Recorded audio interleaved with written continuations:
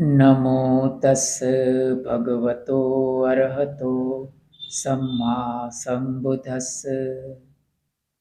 साधु साधु साधु।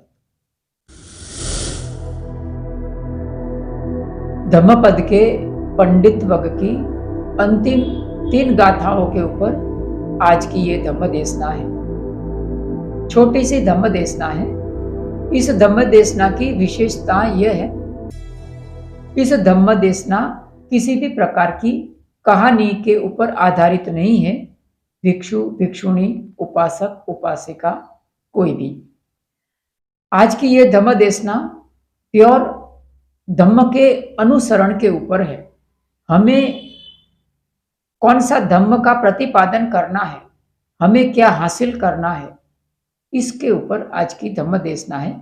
कुछ गुणों के ऊपर आज की धम्म देशना का संबंध है। तो ये गुण कौन से हैं?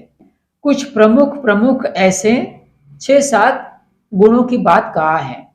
पहला कहा है, ये जो गाथा में कहा गया है उसी की हम बात कर रहे हैं।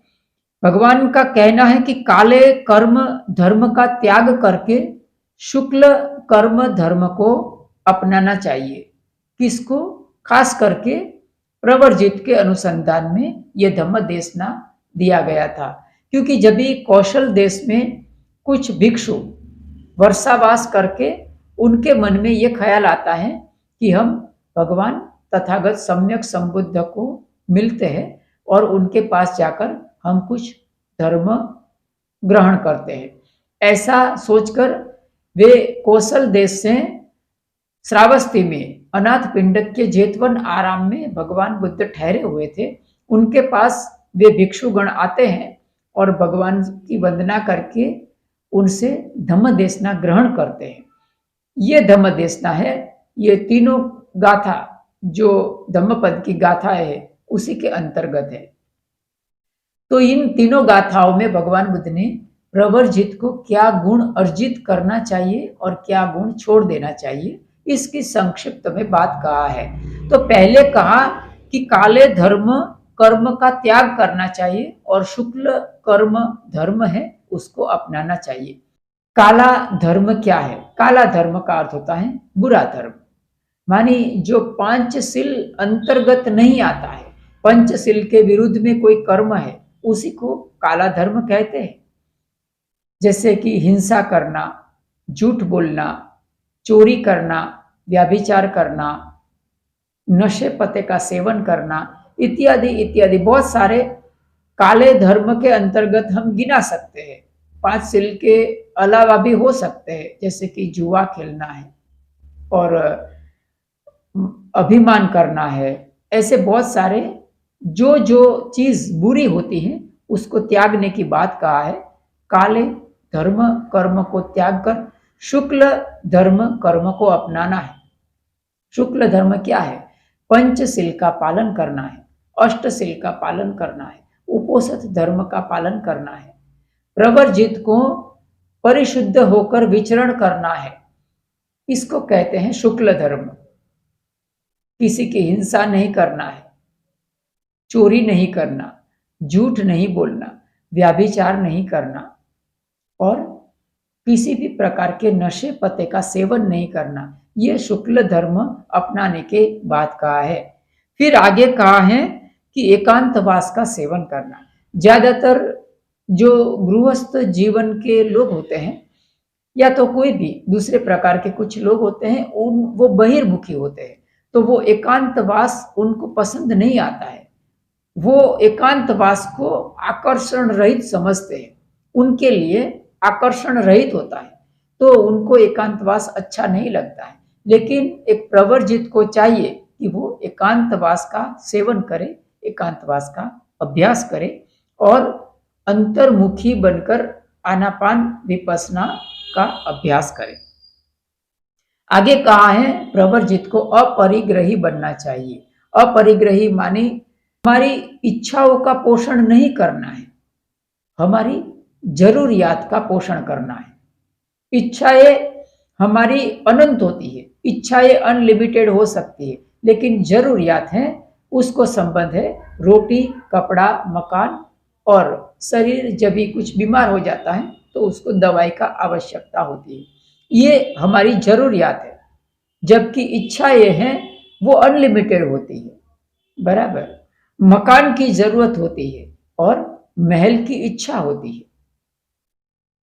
सीधी सादी मारुति कार एक जरूरियात का पोषण कर सकती है, लेकिन मर्सिडीज की कामना करते हैं वो इच्छा होती है। तो ये सब ऐसी चीजों अगर इकट्ठा करते हैं, इकट्ठा करते रहते हैं और किसी को बांटते नहीं है, किसी को देते नहीं है, तो ये परिग्रह हो जाता है। तो भगवान ने अपरिग्रही बनने की बात कहा है। बहुत वित्तो पुरिसो सही रहियो सबो जनो, एको भुंजति साधुनी तम पराभव तो मुख। पराभव का कारण बनता है जब भी हम हद से ज्यादा परिग्रह कर लेते हैं लेकिन किसी को देते नहीं है। तो ऐसा करने के लिए भगवान ने मना किया है। आगे का गुण बताया कि चित्त मलों से मुक्त होना है। चित्त मल जो 5 निवरण है या तो दूसरा किसी भी प्रकार की बुराइयां है उससे हमें मुक्त होना है। 7 बोधि के अंगों का अभ्यास करना है। 7 बोधि के अंग कौन से है? सती, धम्म विचय, प्रीति, प्रशब्दि, समाधि और उपेक्षा।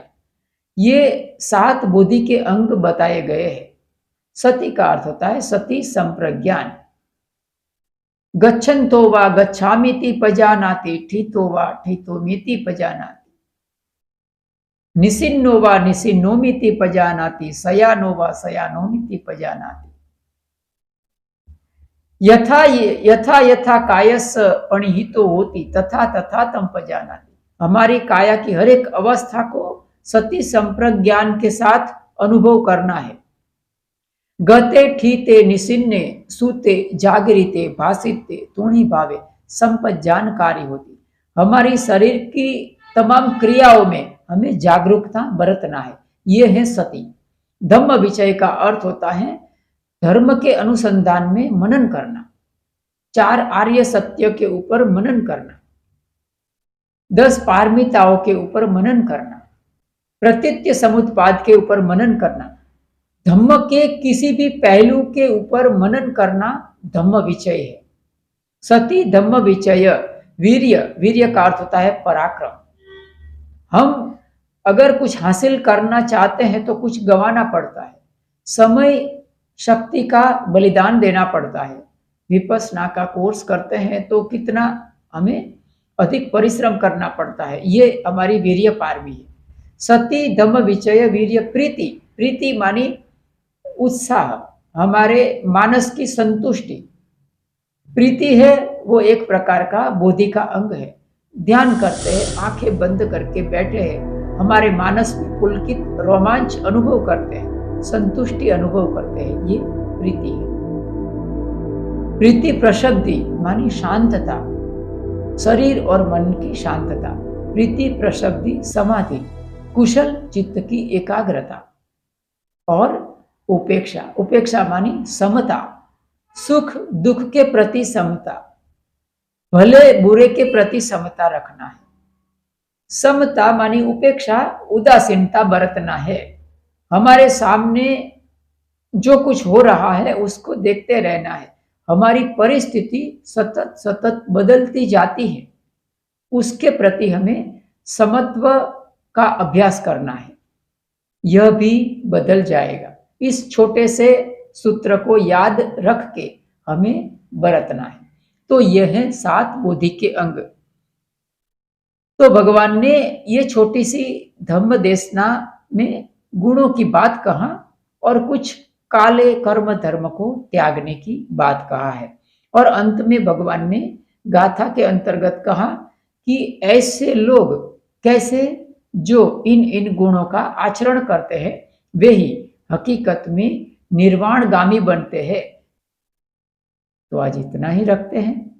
सबका मंगल हो, सबका मंगल हो, सबका मंगल। साधु साधु साधु।